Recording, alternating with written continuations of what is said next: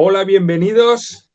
Primero, gracias a la Fundación Telefónica por reunirnos aquí dentro del ciclo Repensando el Mañana, que ahora por circunstancias obvias es virtual. Bueno, hoy ¿de qué vamos a hablar? Vamos a hablar de apps, salud y protección de datos.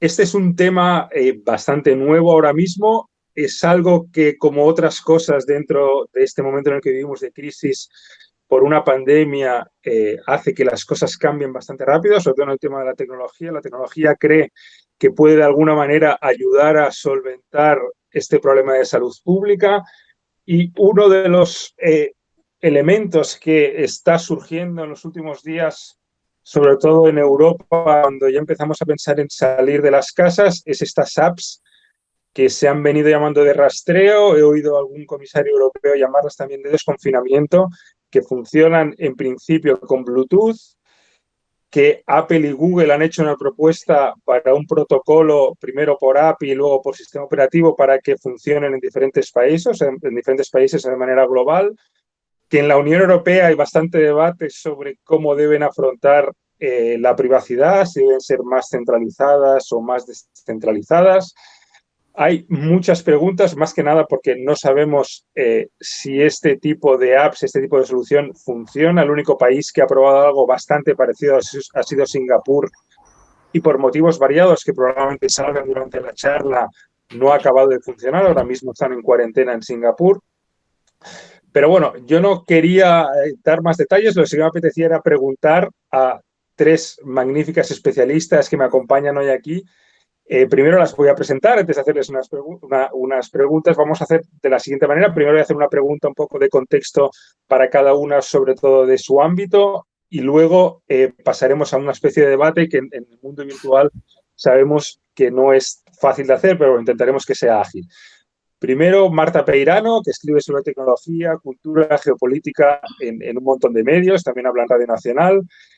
Me gustaría destacar su último libro, que se llama El enemigo conoce el sistema, que ha sido un bestseller brutal para este tipo de temas, con lo cual es interesante también hoy ver la opinión de Marta sobre las apps de rastreo, que es algo realmente bastante nuevo. Luego está Andrea G. Rodríguez, que es analista de geopolítica y tecnología en el orden mundial, es miembro del área de seguridad y defensa del Observatorio del Impacto Ético y Social de la Inteligencia Artificial, o DISELLA, y del Comité del Foro de Ciberseguridad Europeo. Y por último, Paloma Llaneza, que es abogado, CEO de la consultora tecnológica Razona LegalTech y fundadora de Llaneza Firm, y es autora de Datanomics, también como Marta, un libro importante para conocer cómo funciona la tecnología hoy, y también publicó hace un año su primera novela, Apetito de Riesgo, que ahora en época de confinamiento es gratis, con lo cual, si queréis tomar nota, puede ser interesante. Entonces, ya para empezar un poquito el debate, quería empezar sobre todo por Marta, porque me parece que quizá el tema tecnológico es el que más necesita contexto un poco al principio para entender. Marta, me gustaría que explicaras un poco, antes de que qué te parece todo, que ya llegará, me gustaría que explicaras un poco cómo o por qué creemos, primero, cómo funcionan y por qué creemos que estas apps pueden ser una solución para el desconfinamiento, para cuando salgamos de casa. Bien, hola, gracias por la generosa presentación. Las apps de desconfinamiento, en principio, funcionan como parte de un protocolo por el cual la ciudadanía que está ahora en cuarentena puede empezar a reintegrarse en la vida social y laboral si tiene los anticuerpos que demuestran que ya han pasado al virus y que, por lo tanto, teóricamente, porque en realidad no lo sabemos, no pueden volver a contagiarse, no pueden acabar en la UCI entubados y, además, no los pueden contagiar. Entonces, la idea es crear un protocolo efectivo para que la gente se pueda ir, pues, sobre todo los asintomáticos, ¿no? Los que han pasado la enfermedad o han pasado el virus sin haber desarrollado síntomas aparentes, pues puedan reintegrarse en la vida económica del país y volver a arrancar. Paloma. Dime. Hola, Paloma. Buenos Mira, me días. gustaría saber cómo en asuntos de privacidad, cómo puede afectar que algo así esté en, como se dice, 60% de los móviles, digamos, en 30 millones de teléfonos, por ejemplo, en España, o al menos en 30 millones de teléfonos. Esto parece como una app nueva que de repente se descargue en tantos millones de teléfonos, parece que es algo como que pueden salir muchas cosas mal, ¿verdad? ¿Cómo lo ves tú? Bueno, a mí me parece que muchas cosas, como dices tú, pueden salir mal. Yo comprendo que este debate, muchas personas que están en secuestro amigdalar, que han perdido familiares, que se encuentran en situaciones duras, les puede parecer que las personas que estamos aquí discutiendo sobre si perder un poquito de privacidad por controlar una pandemia, pues si no somos unos cínicos o si no sentimos el dolor de esas personas que están pasando esa situación. Muchos de nosotros puede que la hayamos pasado de una manera o de otra. Por lo tanto, a veces toca ser el malo de la película, a veces toca mirar al medio plazo, toca mirar más allá de la situación catastrófica e intentar asegurar una sociedad en la que valga la pena vivir dentro de cuando la pandemia pase. Porque si la pandemia pasa y dejamos una situación de afectación de nuestras libertades públicas, a lo mejor pero vivimos unas condiciones peores. Por lo tanto, a mí me parece preocupante, y me lo ha parecido desde hace mucho tiempo, un concepto que sabía que antes o después se iba a manejar y se está manejando ahora, que es el del interés general o el interés público. Se me ocurren muchas situaciones en donde los gobiernos pueden apelar a un interés general o público para limitar las libertades, sobre todo si se le dan las herramientas para hacerlo de una manera silenciosa, civilina, sin sensación de ser observado. Entonces, entendiendo que hay que poner toda la carne en el asador para limitar una pandemia que está destrozando la vida de las personas, que está dejando miles de muertos en Europa, que está dejando una economía destrozada, dicho esto, creo que debemos de ser muy cuidadosos en cómo tomamos esta decisión. Porque cuando uno abre la puerta del interés general y de las aplicaciones de rastreo, de contacto y rastreo, como la que estáis comentando, lo que estás permitiendo es que el Estado se convierta en un ser orwelliano que sepa exactamente con quién has estado, con quién te has cruzado en tiempo real. Y eso puede dar lugar a muchas variantes, como por ejemplo el control fiscal. ¿Quién no estaría de acuerdo que se podrían conseguir muchos ahorros fiscales con este tipo de situaciones? Otro tipo de controles, el control de carreteras, el control de... La tentación es muy grande. Por lo tanto, aquí el peligro que yo veo es que cuando la tecnología se implanta, se queda y siempre hay alguien imaginativo para darle un nuevo uso. Andrea, me gustaría saber, porque claro, estas apps funcionan con un protocolo que en principio, gracias a las dos grandes tecnológicas, van a funcionar en varios países a la vez, pero estamos viendo que en Europa, sobre todo en estas últimas semanas, apenas 15 días que llevamos, aunque empezó el 1 de abril, una especie de consorcio llamado PEP, a intentar que hubiera una solución europea, estamos viendo que diferentes países en los últimos días están optando por diferentes posibles soluciones, básicamente con dos vías, centralizado o descentralizado, que como decía muy bien Paloma, una respeta algo más la privacidad de los usuarios, aunque no sabemos tampoco cómo podría acabar una vez pasara la pandemia, si acaba pasando, y la otra centralizada, donde el gobierno o los servidores de las autoridades sanitarias, por tanto el gobierno, conoce mucho mejor el grafo social y quién se está contagiando y quizá también, según los desarrollos, dónde se están contagiando, con lo cual habría ahí muchas preguntas. Entonces, me gustaría saber si en estas variedades de elección de, no, yo soy más descentralizado, yo soy más centralizado, la geopolítica va a jugar algo, y cómo puede acabar ahí un poco los posibles desacuerdos dentro de la Unión Europea que en otros aspectos más financieros, más económicos, también ha tenido dificultades para resolver.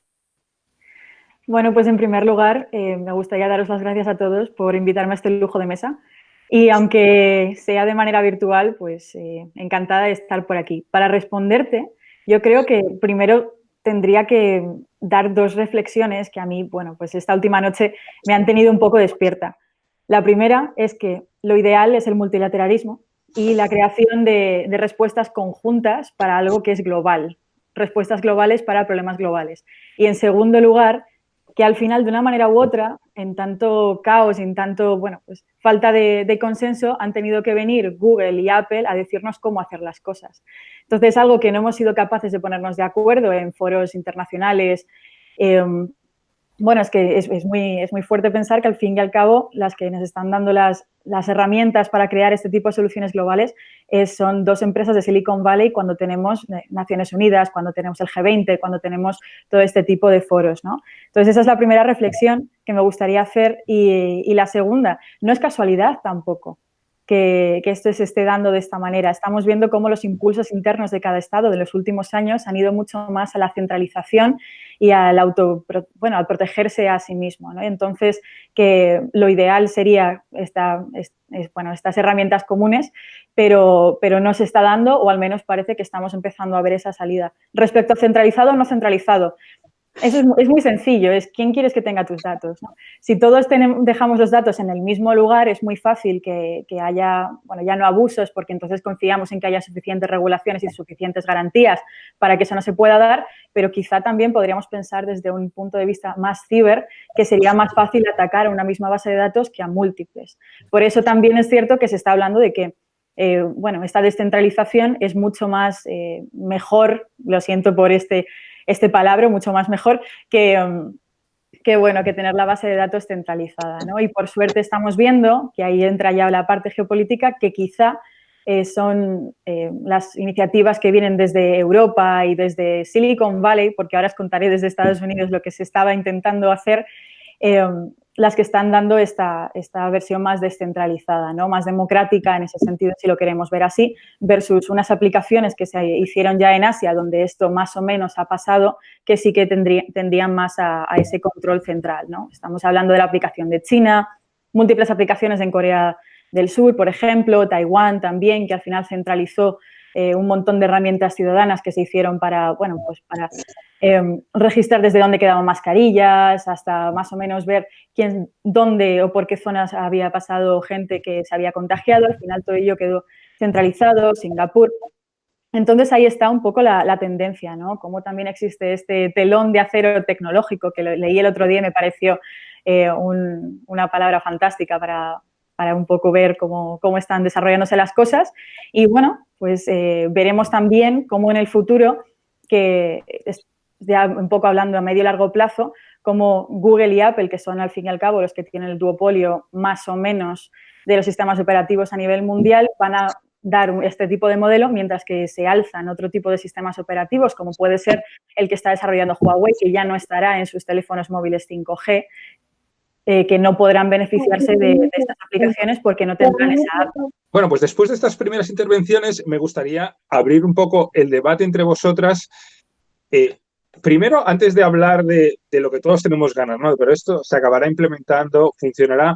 Me gustaría saber un poco cómo veis la tecnología en sí, ¿no? O sea, esto es algo que, como habéis dicho, no ha acabado de funcionar exactamente igual, en unos países mejor que en otros, pero me gustaría saber esto del Bluetooth para hacer rastreo de contactos, esto de que haya un código que se envía a un servidor, que luego hace match, ya sea en el servidor, ya sea en el teléfono. Este tipo de tecnología que no hemos utilizado aún. Me gustaría saber si creéis que, o habéis oído que esto puede funcionar realmente para un caso como pandemia, y luego ya como avanzaba Paloma, esto dónde puede acabar si realmente esta tecnología se convierte en algo así. No sé, me gustaría hablar un poquito, que tuvierais una intervención sobre estrictamente qué os parece la tecnología, si os parece tan innovadora y qué finalidad o qué utilidad puede tener en la lucha contra la pandemia.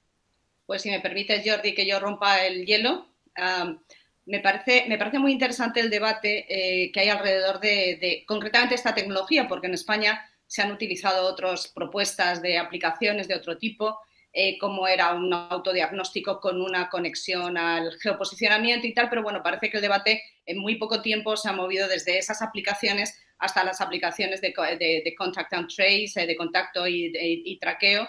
Y bueno, es muy relevante lo que ha dicho Andrea sobre la situación geopolítica. No podía ser de otra manera que quien controla el mundo de la tecnología fuera quien al final controlase los protocolos y la implantación de unas aplicaciones a nivel mundial. Es decir, es evidente que Europa no puede hacer nada para cambiar unos sistemas operativos que son claramente estadounidenses y desarrollados en Silicon Valley. Hay un profesor de ética de Oxford que se llama Floridi, que creo que ha planteado extraordinariamente bien este debate, diciendo que este tipo de aplicaciones hay que verlas desde dos perspectivas. Una, desde la verificación y, a continuación, desde la validación. La verificación es toda esta cuestión típicamente de abogados, aburrida, de esto es ilegal, se puede hacer, etcétera, etcétera. Puedo adelantar que es legal, el Reglamento General de Protección de Datos lo permite, hay una comunicación de la Comisión en donde se habla de eso, la Agencia Española se pronunció el 26 de marzo sobre esta cuestión y es una cuestión en donde deja claro que no hace falta ni el consentimiento de ninguno de nosotros porque hay un interés general y vuelvo a ese concepto y además una ley de sanidad en donde se le dan capacidades suficientes al Estado para tomar ese control. Así que la de verificación pasa.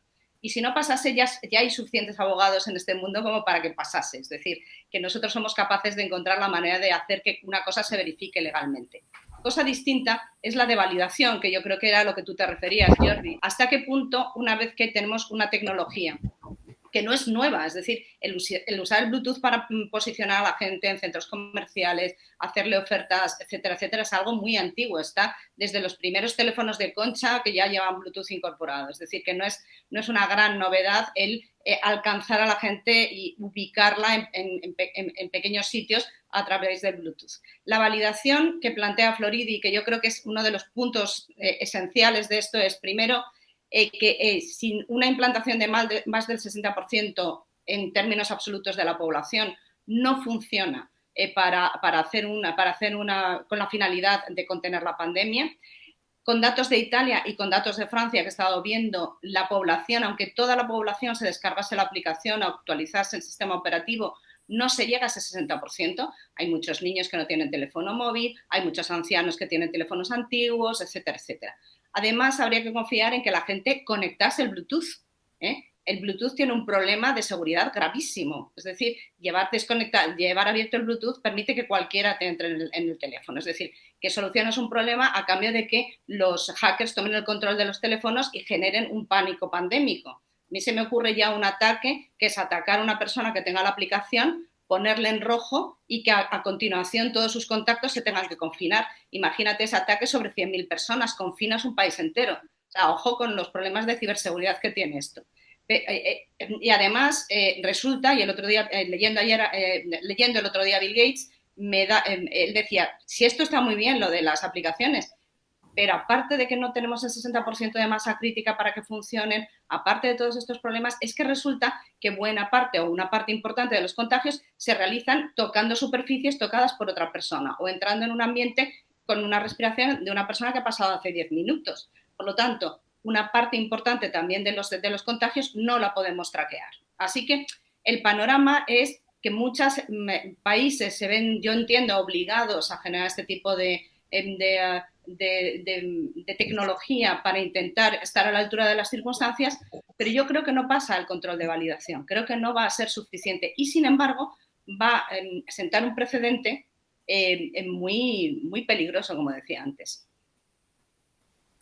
Sí, yo, además de lo que está planteando Paloma, se dan también dos premisas interesantes, que es que el Bluetooth verdaderamente tampoco ha demostrado tener el grado de precisión suficiente como para saber si estás a 2 metros o a menos de 2 metros y, lo que es más importante, saber si la persona que está a menos de 2 metros de distancia, que es la que se ha planteado como distancia de seguridad, ¿no? Y que activa esa relación entre dos teléfonos que han estado juntos como para poder contagiarse, no está interpuesta por una pared. Es decir, yo puedo pasar 12 horas a menos de 2 metros de una persona y que esa persona sea mi vecino y que esté en la casa de al lado, con lo cual el riesgo de contagio es básicamente inexistente. Entonces, la cuestión que se plantea es, si utilizamos esta tecnología, ¿cuántos falsos positivos va a generar? Y cuando el número de falsos positivos sea particularmente alto, ¿para qué nos sirve esta tecnología, ¿no? Porque uno de los problemas que yo estoy identificando una y otra vez, no solamente con esta tecnología Bluetooth de track and trace, sino con todas las anteriores, es que nos estamos preocupando, lógicamente, mucho por la privacidad, y estamos desviando un poco la atención de la verdadera utilidad de estas aplicaciones. En los países asiáticos, donde se han implementado este tipo de aplicaciones para controlar la pandemia, son países que también, o sea, en los que las aplicaciones forman parte de un protocolo de emergencia que empieza con otras cosas, que está fundamentado en otras cosas, como por ejemplo hacer tests de diagnóstico de forma masiva a la población. Estas aplicaciones no pueden sustituir a los test de diagnóstico a la población. En el momento en el que la población no está diagnosticada de manera masiva, estas aplicaciones dejan de vigilar al virus y vigilan solo a la población.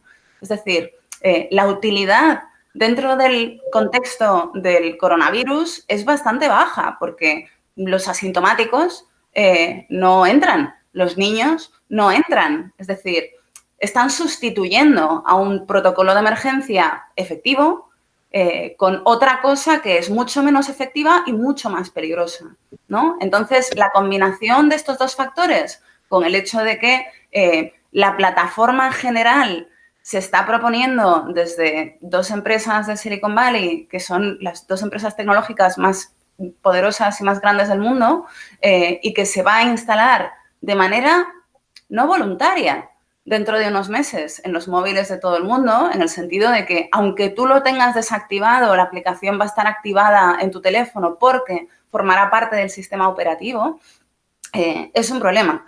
Lo cual nos lleva a la tercera cuestión, que es que efectivamente estamos diciendo que estas aplicaciones van a ser voluntarias, que tú vas a poder optar a utilizarlas o no utilizarlas, por lo que se ha visto con el piloto de Singapur, es que si no las utiliza 3/4 partes de la población, no sirven para nada. Lo cual, combinando el factor de que van a estar en tu sistema operativo y que los distintos países van a crear sus aplicaciones específicas para poder utilizar, digamos, esa base, ¿no? Que es la base técnica que registra los contactos, entonces me parece que la suma de 1 más 1 ya nos da lo de siempre, ¿no?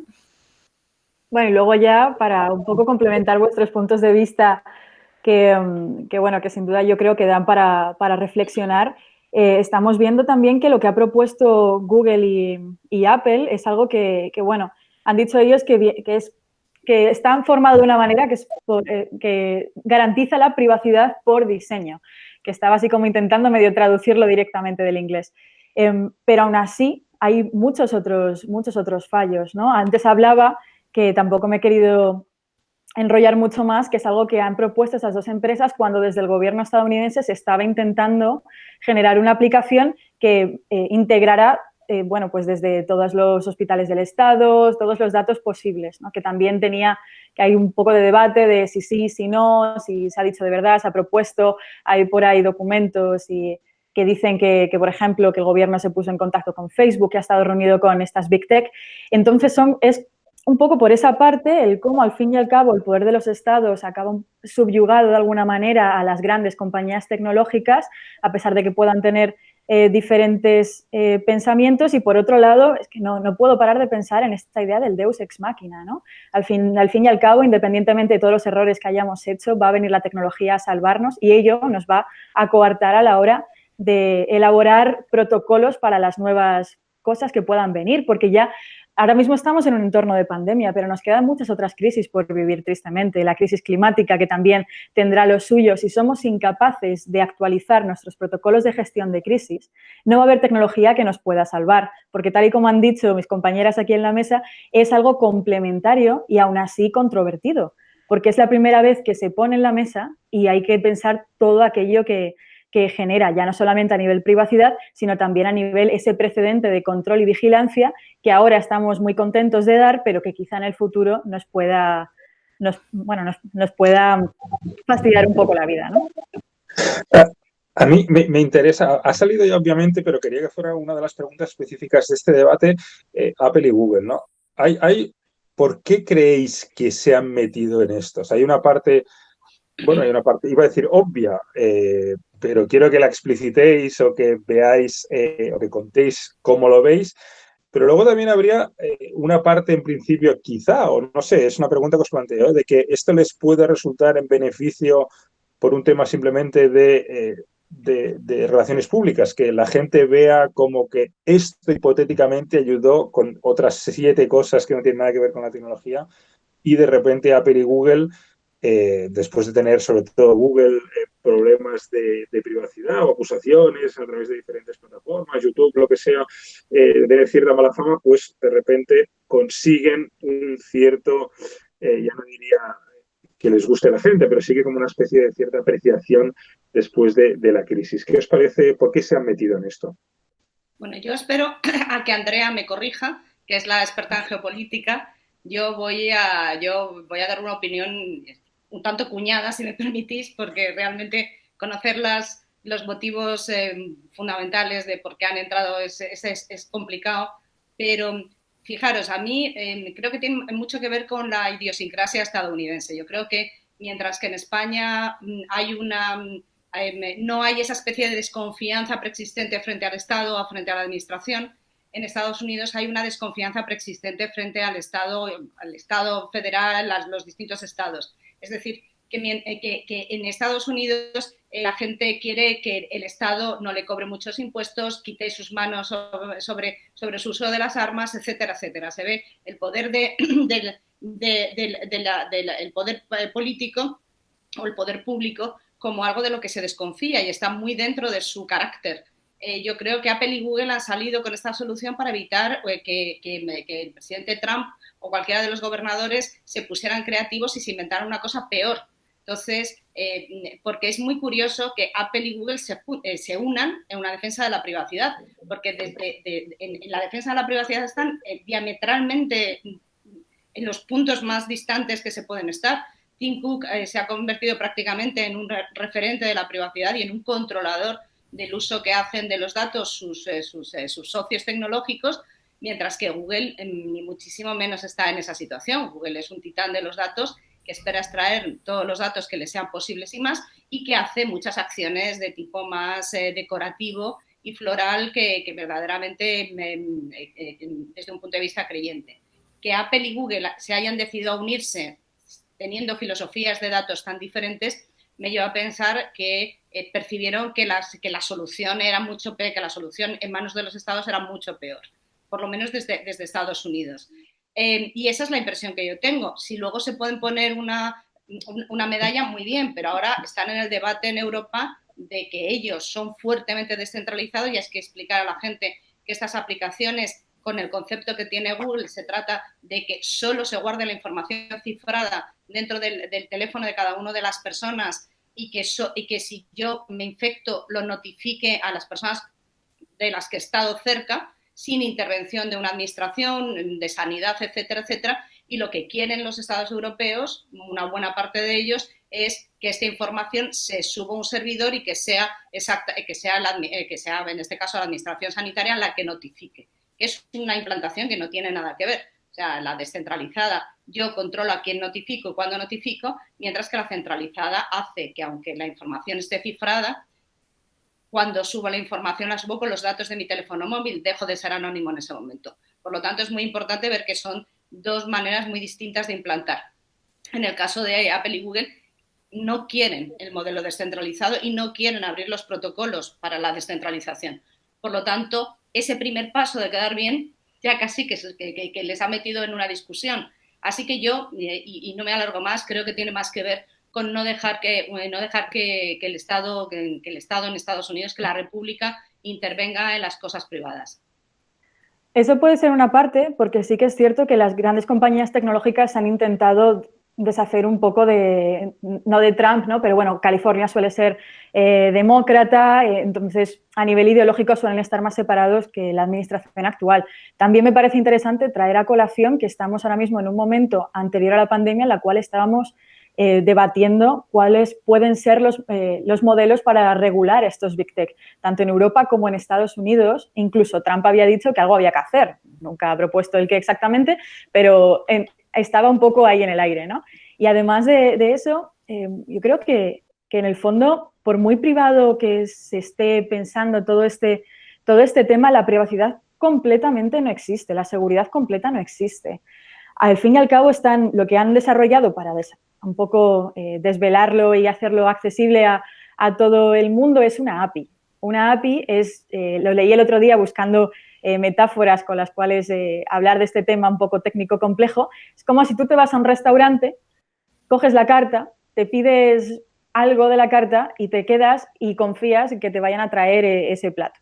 Pero no sabes ni qué aceite han utilizado, ni qué especias, a nivel exacto no tienes ni idea. Una API es eso, es la plataforma donde se cocina todo, ¿no? Entonces me parece muy, muy sencillo utilizar esta metáfora. Lo que ellos han hecho es crear una API conjunta, es decir, es como si en una sola cocina se pudieran cocinar las hamburguesas que luego se fueran a vender tanto en McDonald's como en el Burger King. O sea, es juntarlo. Normalmente un desarrollador tiene que desarrollar la misma aplicación en 2 APIs distintas para poderla subir a, digamos, estos 2 mercados distintos, ¿no? Que es el App Store y el Google Play.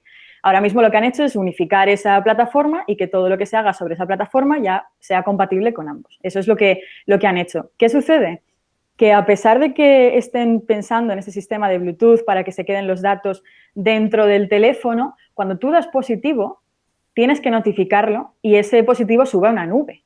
Porque si cuando tú lo notificas eso no queda recogido en un lugar que luego pueda comunicarse con el resto de terminales, es que da un poco igual, ¿no? Porque tú has podido moverte. Estamos hablando de que sobre esa cocina es donde se van a construir estas aplicaciones. Yo me he podido ir de viaje a, yo qué sé, a Turkmenistán. Bueno, Turkmenistán mal ejemplo, porque ahí no dejan hablar del coronavirus.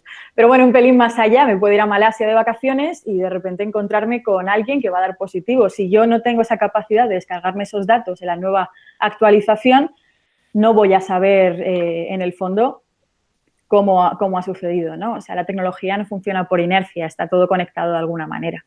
Entonces, yo creo que también en ese motivo, en ese momento les parece muy buena idea dar ese paso adelante. Nos separamos de esta visión de la administración estadounidense de que al principio, que bueno, esto no va a ser para tanto, que para qué, que, oye, vamos a pensar que esto no va a volver a pasar, esto se acaba aquí y se acabó.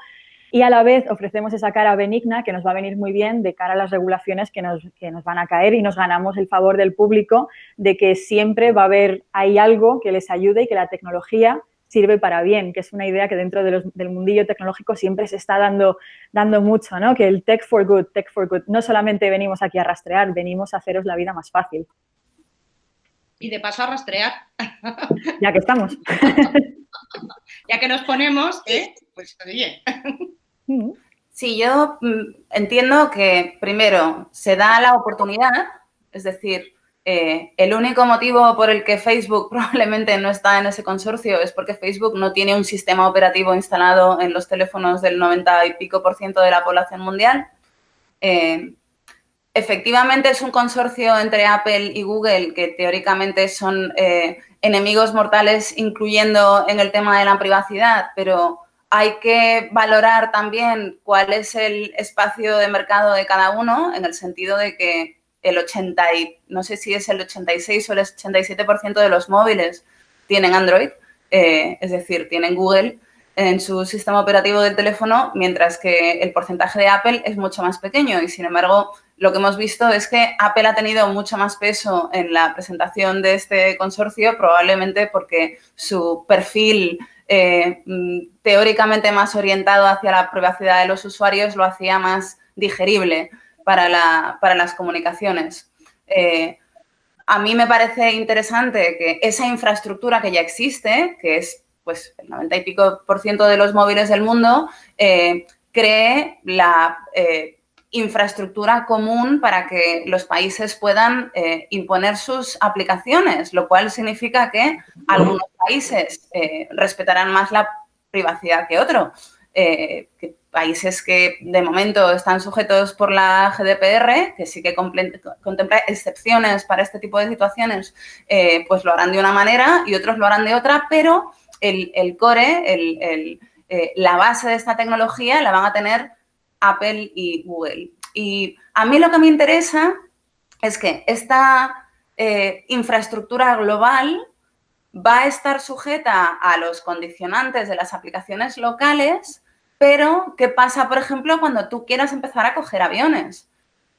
A mí me interesa, por ejemplo, empezar a volar otra vez porque mi trabajo depende de eso y, sin embargo, estas aplicaciones teóricamente son voluntarias, es decir, que probablemente esté obligada a acogerme a la premisa general que plantean Apple y Google si quiero saltar de país en país. No sé qué condicionantes tendrá eso, ¿no? Que ya queden fuera de mi protección de datos. Si yo quiero volar a Estados Unidos o quiero volar a Brasil o quiero volar a la India, ¿qué condicionantes tendré que aceptar para poder hacer ese tipo de cosas, al menos durante el tiempo que dure pues, este periodo sin vacuna, ¿no? Que dicen que va a ser de 2 años y medio, pero recordemos que la vacuna que menos tiempo hemos tardado en desarrollar ha tardado 4 años. Es decir, estamos siendo súper optimistas.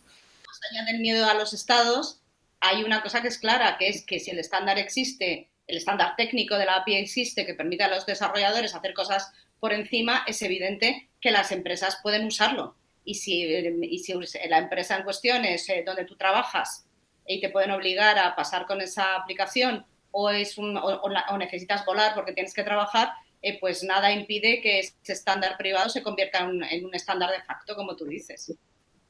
Me gustaría saber ya, para ir pensando en atar cabos, algo que Paloma ya ha mencionado bastante sobre la posible eficacia de este tipo de apps, ¿no? O sea, tiene que haber una penetración masiva, tiene que haber un uso masivo luego con Bluetooth conectados.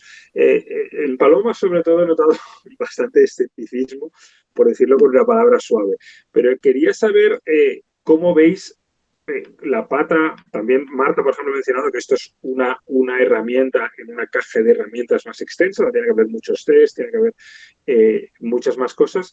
Pero quería saber eso, exactamente, hemos hablado de la tecnología, hemos hablado de por qué Apple y Google han entrado en este terreno, pero me gustaría saber si al final todo esto puede servir para ayudar a que la pandemia, ya no digo pase más rápido, pero sí que su potencia en esta segunda ola o en esta segunda fase, cuando va a empezar un teórico desconfinamiento, va a ser menos impactante, menos fuerte. ¿Cómo lo veis? Yo, si me permitís, creo que sí que puede ayudar, pero si desarrollamos el resto de herramientas que comentaba Marta. Dejar que la tecnología nos venga a salvar es algo que no va a suceder si no empezamos por las cosas más básicas, como puede ser asegurar el abastecimiento, poner un precio máximo para que no pueda haber abusos, estar seguros de que va a haber material suficiente para todos y que todo el mundo va a disponer de ese material. Concienciar también, porque me parece muy interesante y sobre todo muy necesario, concienciar que esto es algo común, ¿no? Que todos nos tenemos que poner las mascarillas y así se dice, que todos tenemos que hacer este tipo de cosas, que nos tenemos que lavar las manos, que tenemos que mantener la distancia y que eso a medio que se quede, o sea, que sean prácticas que se queden, que al fin y al cabo este virus ha venido, pero pueden venir muchos otros o no. Y sea lo que sea, siempre ganaremos en salud si lo hacemos. Si creamos protocolos verdaderos y que funcionen y que estén actualizados de gestión de crisis. Y además nos servimos de la tecnología, pero como algo ya complementario al 100% a todo lo anterior. No debe de ser el centro de actuación disponer de estas aplicaciones. Y luego, además, tener en cuenta intentar que esas aplicaciones se puedan borrar una vez que hayamos visto que la amenaza se ha marchado, ¿no? Que nuestros datos puedan desaparecer, que se puedan olvidar, que es algo muy del RGPD también, y sobre todo que estemos nosotros en el centro, y ya no solamente nosotros como individuos, pero si no puede ser a título individual, pues a nivel local, o que haya algún tipo de comité que gestione que esto se haga bien y que sea neutral y que sea para esto, y que sobre todo no esté condicionado a intereses políticos o de empresas o de lo que fuere, que también me parece importante traerlo a la mesa. Si hacemos todo esto, seremos capaces de aguantar esa segunda ola y las olas que vengan con crisis que vengan en el futuro. Si no lo hacemos, pues volveremos a caer en todos los errores, volveremos a perder tiempo, y el tiempo, pues tristemente también, nos salva vidas. Sí, yo incidir, como ha hecho Andrea, en que no podemos hacer que la tecnología sustituya a los protocolos de emergencia. A mí me preocupa mucho seguir escuchando a nuestros ministros. Esta mañana en tu periódico, Jordi, Patricia Fernández de Lis estaba entrevistando a nuestro ministro de Ciencia y es el tercer representante que dice que no sabe por qué han pasado las cosas, ¿no? Y decía, bueno, pues no estábamos preparados, no sé muy bien por qué, le ha pasado también a otra gente, ¿no? Esto no es lo que yo quiero oír. Lo que yo quiero oír es, no estábamos preparados por esto y por esto, y ahora lo vamos a estar porque estamos tomando estas medidas, ¿no? Esto es particularmente sintomático de una manera de hacer las cosas que es lo que hace que no estemos preparados. Hemos escogido de todos los protocolos y de todas las herramientas que se han desarrollado en Asia precisamente porque son los que vivieron con más fuerza el SARS, hemos elegido escoger la más peligrosa, la más barata y la menos efectiva, que es la tecnológica, ¿no?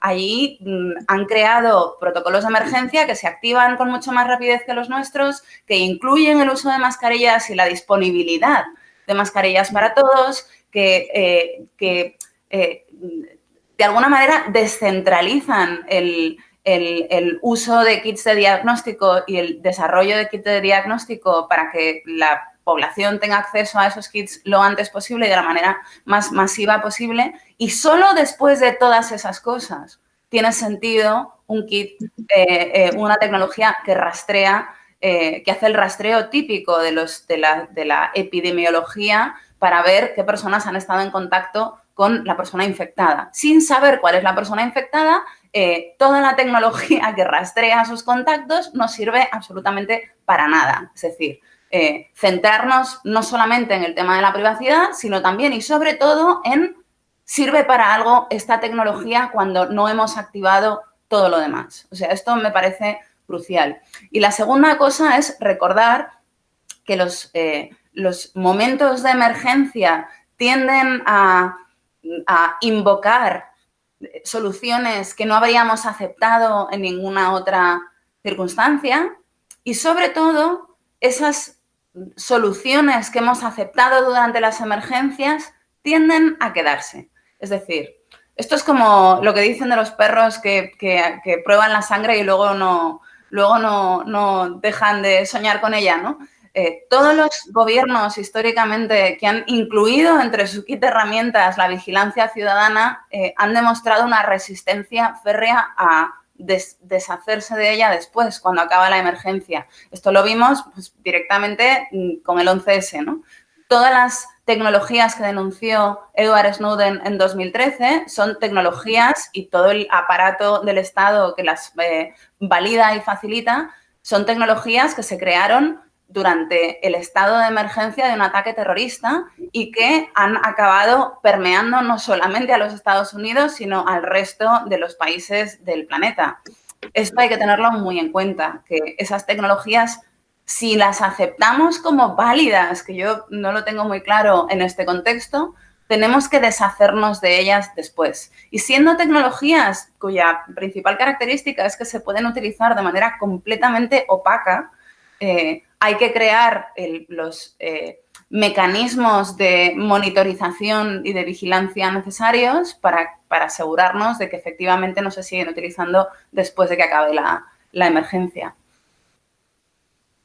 Pues yo, intentando no ponerme el gorro de papel de plata que me acusan siempre de ponerme, yo intentaría establecer varios principios. Primero, el principio de proporcionalidad, que es un principio de protección de datos, pero es un principio de sentido común. Cómo de intrusiva es una determinada herramienta y cómo de válido es el resultado que da. Esta es una primera valoración que hay que hacer, más allá de si recoge muchos pocos datos, etcétera, etcétera. Y ese es un primer check que debería de pasar cualquier tecnología que se utilizara de este tipo. ¿Es proporcional para la finalidad pretendida? Cualquiera me dirá, es que vamos a salvar vidas y me pondrá, resistiré en el balcón, pero bueno, la contestación es cuántas vidas vamos a salvar con una tecnología que no nos va a dar los resultados esperados. Por lo tanto, primero, proporcionalidad. Por lo que vemos, sin una adopción masiva, con una tecnología que da falsos positivos y con una tecnología que no nos va a permitir controlar superficies tocadas por otras personas, nos vemos que a lo mejor esa tecnología no tiene toda la utilidad que podríamos esperar y que la intrusión en la vida de los ciudadanos que pueda permanecer en el tiempo puede ser alta. Luego, además, tenemos un principio que es el de la confiabilidad. Yo creo que Andrea lo ha dejado muy bien dicho. nos hemos encontrado con una administración desbordada, y también Marta lo ha señalado, una administración desbordada. Es como si cuando quieres apagar un fuego, en vez de llamar a un bombero, llamas a un florista. Cada uno entiende de lo suyo, y en este caso, como es un hecho inesperado, aunque parece ser que luego han salido todos los vídeos de Bill Gates diciendo que esto se esperaba desde hace un montón de años, pero bueno, ante lo inesperado, pues se ha reaccionado de una manera pues en pánico, intentando buscar expertos, en fin, pues como reaccionaríamos cualquiera si fuéramos floristas apagando un incendio. ¿Qué transmite eso? Transmite muy poca confianza a la ciudadanía, porque puedes decir, hombre, el florista ha hecho lo que ha podido por apagar el incendio y lo ha apagado regulín, pero ¿cómo le voy a dejar yo a este que siga tomando decisiones que afectan a mi vida privada y que pueden tener un recorrido largo, ¿no? Entonces, este es uno de los segundos problemas que tiene esto, que es el problema de la confiabilidad. En cuanto a los datos se pueden borrar sin duda alguna y podemos llegar a un acuerdo que es lo que llamamos aseguramiento de este entorno. Es decir, hacemos una implantación, tomamos una serie de medidas de aseguramiento, evitamos que terceras partes privadas entren o terceras partes dentro de la propia administración, ojo. Es decir, que lo que consiga Sanidad no se comparta con Hacienda, no se comparta con Seguridad Social, no se comparta con tráfico, este tipo de cosas, no se comparta con policía, ¿vale? Sino que tú hagas una caja verdaderamente estanca de esos datos, los asegures, te asegures que no venga un hacker y te reviente la base de datos, etcétera, etcétera, y que luego cuando esto acabe, en la famosa anonimización, que los que me conozcan un poco saben que yo ya no creo en los datos anónimos porque con las inteligencias artificiales desanonimizas todo, pero bueno, que te quede ahí un mapa epidemiológico, bueno. Y el problema está conectado con la confiabilidad. ¿Cómo puedo confiar que el florista deje de hacer uso de estos datos en el futuro? ¿Cómo puedo confiar quién controla a la administración del Estado y quién controla que esos datos efectivamente se borran?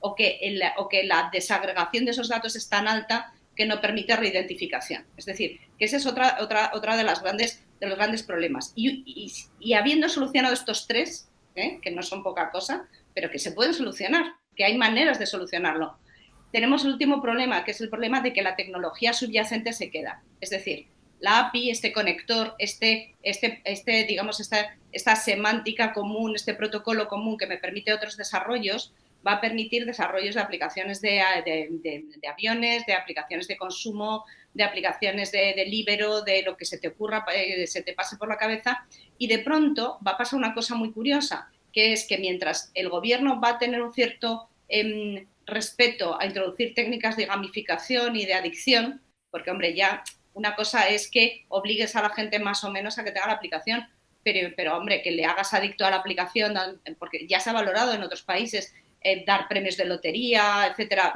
animar a la instalación de la aplicación, pues eso no lo va a poder hacer el Estado por una cuestión moral, pero sin duda alguna las entidades privadas van a usar técnicas de condicionamiento de adicción para usar este tipo de aplicaciones basadas en este protocolo. Por lo tanto, vemos que se puede hacer, pero con muchas garantías.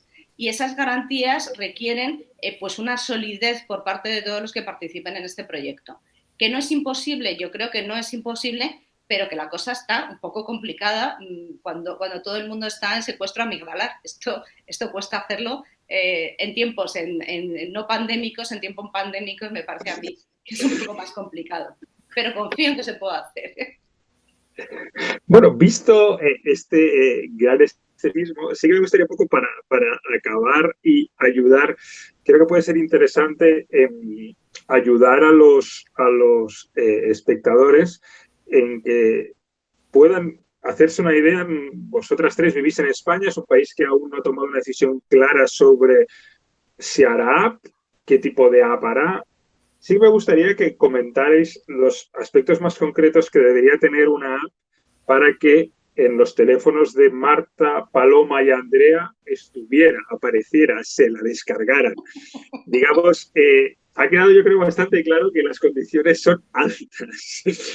Pero sí que me gustaría saber quizá qué le pediríais como mínimo a la app española si finalmente acaba ocurriendo, que debería tener o que debiera tener para que vosotras como profesionales, como especialistas de este tema, la tuvierais y creyerais que es algo útil para que los demás españoles la llevaran en su teléfono. Pues si me dejáis empezar, me gustaría decir bueno, para mí son unos requisitos básicos y mínimos. El 19 de abril de este año, un montón de científicos de universidades y think tanks de todo el mundo, pero sobre todo europeos, firmaron una carta abierta que está disponible en Internet y de hecho te deja unirte y firmar digitalmente si te apetece y cumples los requisitos, que eso también es importante, delimitando un poco el uso de estas aplicaciones y sobre todo dando su opinión y diciéndonos que tenemos que ser precavidos, ¿no? Estos científicos en esta carta abierta de las cuales, bueno, que os estoy hablando en primer lugar que la estructura sea descentralizada, tal y como hemos hablado por aquí, para evitar que los datos se queden en un mismo lugar y hacerlos vulnerables, porque al fin y al cabo, lo que ya hemos dicho, ¿no? Si se quedan en un mismo lugar, están sujetos a que pueda venir un ciberatacante y pueda, pues, secuestrarlos o pueda robarlos o pueda aprender de ellos, que eso también es algo que tenemos que empezar a imaginarnos, ¿no? Que ya los ciberatacantes no vienen a robar y a pedirte algo, sino que también vienen a utilizarlos para aprender de ellos y poder atacar más fuerte después, el uso de la inteligencia artificial en los ciberataques. Y aparte de eso, los abusos o que eso se puedan vender y ahí viene la segunda garantía para mí, que estos datos estén suficientemente protegidos y con las garantías necesarias como para que todos podamos confiar que se va a hacer un buen uso de ellos. En tercer lugar, ya el ponerle un poco de puertas, el marco que esté alrededor de ellos, es como yo como usuaria, cuáles son mis derechos, que, bueno, Paloma seguramente aquí nos podría decir un montón de cosas, pero sobre todo, cómo sé yo cómo ejercerlos. Que muchas veces ahí está el problema, ¿no? Todos hemos oído hablar o a todos nos han explicado que con la normativa europea estamos muy protegidos y tal y cual, pero si tú eres una persona que no tienes mucha idea de esto y te apetece reclamarlo, dices, ostras, ¿por dónde empiezo? Entonces, también que esté ahí la manera, ¿no? De tú como usuario, a pesar de que no tengas ningún tipo de background técnico o legal, puedas ejercer tus derechos de una manera sencilla. Y en cuarto lugar, que esto dure el tiempo que dure, pero que después ya no se utilice, a pesar de lo que tristemente, como han hablado sobre todo Paloma y Marta, esto es algo que ha venido para quedarse y que va a complementar muchas otras aplicaciones que ya están en uso, en lugares tan controvertidos como, bueno, tribunales de justicia, prisiones, seguros, etc., etc., etc. Las aplicaciones que han venido a automatizar los procesos están aquí y esta es una más que tristemente está afectando a algo que es muy sensible, que es nuestra propia salud. Yo casi que dejo que Marta lo diga antes que yo. Pues básicamente yo, primero, pienso que no se dan las condiciones para que esas aplicaciones tengan la utilidad que dicen que tienen. Creo que el problema de la privacidad no es un problema técnico. De hecho, como bien dice Andrea, hay comités de expertos explicando cuáles son las directrices para que ese problema no exista. Incluso el Chaos Computer Club, que es la sociedad de hackers más grande del mundo, ha creado su propia lista de exigencias, ¿no? Para que ellos, los hackers más competentes del planeta, usen ese tipo de aplicaciones porque están seguros de que son fiables. O sea, no es un problema técnico, ese problema está resuelto. El problema, por ejemplo, hay un problema de incentivos. ¿Qué significa que yo, si he tenido la enfermedad y tengo anticuerpos y esa aplicación lo refleja, qué significa para mí, para mi vida laboral y económica y para mi vida social, ¿no? O sea, se crea ese tipo de gestión de la pandemia, crea un sistema de incentivos que podríamos pensar que es contrario a el espíritu de la cuarentena, ¿no? A lo mejor si yo me voy a la calle a lamer, no sé, los pasillos del supermercado, pues puedo volver a trabajar y a volver a viajar y a volver a ir a los bares con mis amigos, ¿no? O sea, cuidado con los incentivos que plantean este tipo de medidas. Y tercero, es muy fácil que dos empresas como Google y Amazon nos ofrezcan la solución porque tienen la infraestructura hecha y ya están de manera obligatoria en casi todos los móviles del mundo, pero nos obsesionan mucho los datos individuales. Yo no quiero que Google tenga mis Datos sanitarios, lógico, pero tenemos que pensar también que estamos hablando de dos empresas que hace años que han creado sus propias divisiones sanitarias, que en ambos casos son divisiones que plantean pues, el planteamiento habitual y típico de empresas que entran dentro del marco del capitalismo de plataformas, que es yo te ofrezco una infraestructura gratis o por muy poco dinero para que tú hagas tus cosas, pero me quedo con tus datos de manera anónima. Pues podría ser. Pero el anonimato es un poco como la gran trampa, ¿no?, de nuestro tiempo. Eso no significa que yo no esté alimentando mis algoritmos de predicción con esos datos. Es decir, a lo mejor no sé quiénes son, pero me están ayudando a afinar una herramienta de predicción que luego yo utilizaré a costa de los usuarios y además para especular con el precio de cosas tan importantes como la sanidad, el acceso a material médico o el acceso a medicinas.